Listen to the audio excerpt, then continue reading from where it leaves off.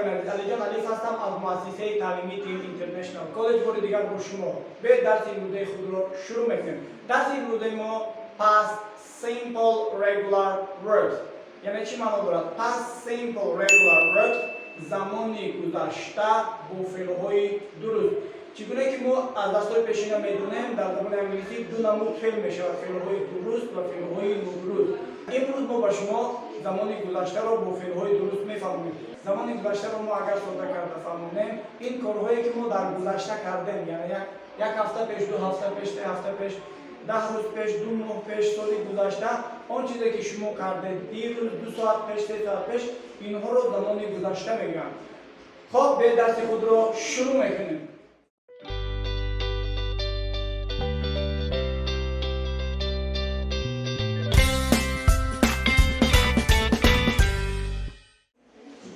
Simple regular verbs یعنی زمان گذشته فعل‌های درست. نگفته نمونیم دو خیل فعل میشود، فعل‌های درست و نادرست. درس امروزه ما درباره فعل‌های درست در زمان گذشته میباشد. خب اینجا نگاه کنید، ما present simple زمان حاضر، past simple زمان گذشته را قید کردیم، نوشتیم. اگر شما خواهید فعل‌های درست را از زمان حاضر به زمان گذشته کردن، تنها با شما آواز د یا اینکه ای دی، یعنی اول ای بعدن دی، د یا اینکه ای دی لازم می شود در آخری فعل درست پیوست کنید، همراه کنید. مثلا لیو زندگی کردن، لیود زندگی کردن. کوک پختن، کوکد پختن. پلی بازی کردن، لید علاقه بازی کردن. واچ تماشا کردن، واچد تماشا کردن. ستارت سر کردن، ستارتد سر کردن. واش شستن، واشد شستن. خب اینجا نگاه میکنیم دی ای دی آی ای دی چی لازم میشود؟ در آخری فعل ها ما از زمان حاضر به زمان گذشته کردن ما دی یا اینکه ای دی یا آی ای دی علاوه میکنیم از حرف اینها یکیشون رو. درس امروزه ما تنها فعل‌هایی که در آخرشون دی میگیرد آنها رو با شما ما میفهمونیم. خب فعل‌هایی که تنها دی میگیرند دقت میکنیم. اینجا فعل‌هایی که ای در آخرشون تنها حرف ای دارند آنها وقتی که در زمان گذشته کردنی میشود تنها حرف دی رو علاوه میکنیم. دی. خب چگونه؟ live. I live in دوشنبه. من در دوشنبه زندگی میکنم. عادی. من در دوشنبه زندگی میکنم. I live in دوشنبه. فرمولا رو نگاه میکنیم زمانی حاضر. subject, verb, object. یعنی مبتدا بعدن فعل بعدن کننده. I live in دوشنبه. I live in دوشنبه. We close our shop. We close our shop. فعل با حرف ای تمام شد.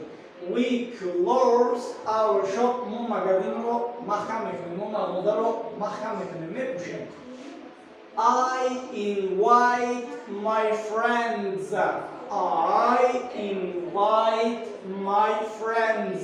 Invite دعوت کردن. یعنی کسی رو به خونه دعوت میکنیم. I invite my friends. من دوستان رو به خونه دعوت میکنم. Okay?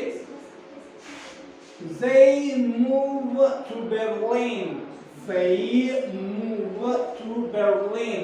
آنها به برلین میکوچند. یعنی از این جا به دیگر جا میروند. They move to Berlin. I organize a party.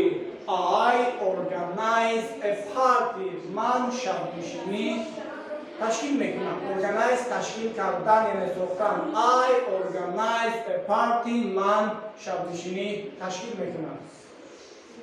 اینجا نگاه میکنیم همه این فعل ها با حرف ای یعنی 6 جمله که من نوشتم با حرف ای به انجام رسیدن. تنها برای زمان گذشته کردن با ما حرف دی لازم میشود.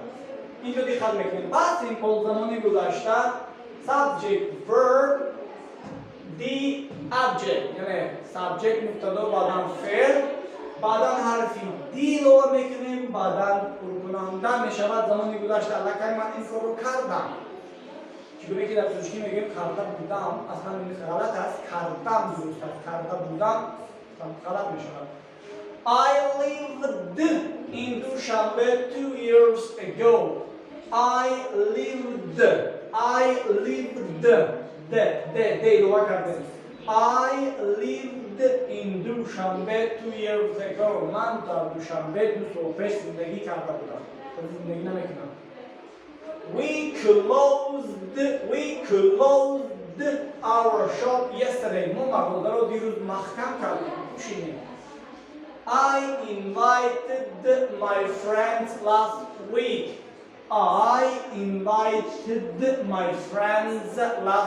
من هفته گذشته دوستان رو دعوت کرده بودم.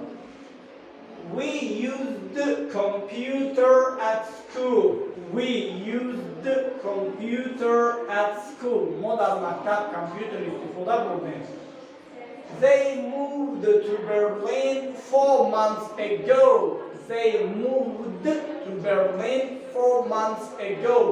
آنها به برلین 4 ماه پیش